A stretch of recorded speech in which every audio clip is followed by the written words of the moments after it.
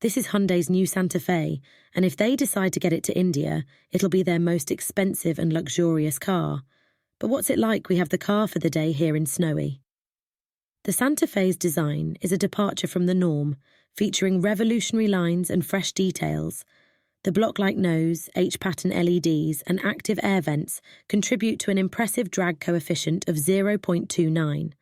Standout elements include chamfered V-arches, blacked-out pillars, and a floating roof.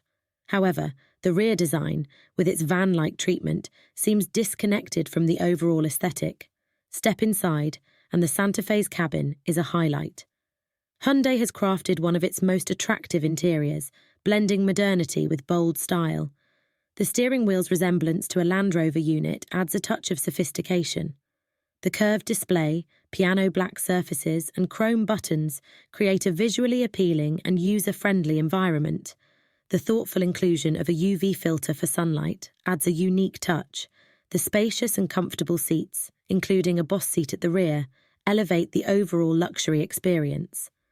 Our test drive featured the 1.6 turbo hybrid variant, delivering 180 horsepower. While not the most powerful, it provides a comfortable and easygoing driving experience.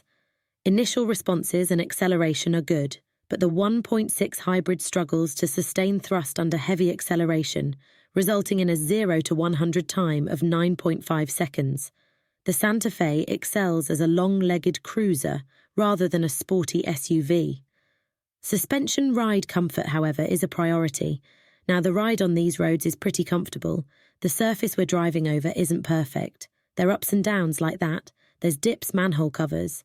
And the car does move around a bit, but it also does soak up a lot of those bumps. And there's a nice layer of insulation building.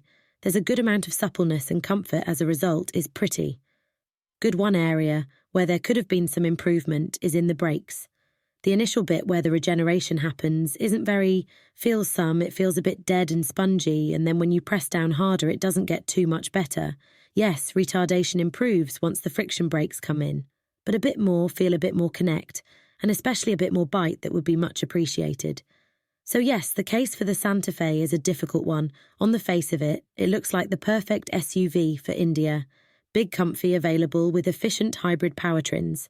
It has a unique identity. What's also appealing is that the cabin is genuinely well built. Yes, more performance is needed, and it doesn't have a sporty bone in its body. Still, look at this as a left-field alternative to something like a Toyota Fortuner. And it could be in with a shock question. Is our Indian buyers ready to pay upwards of 50 lakh for this Hyundai? The answer could be yes, especially when you look at how well the Tucson and the Ioniq 5 are doing.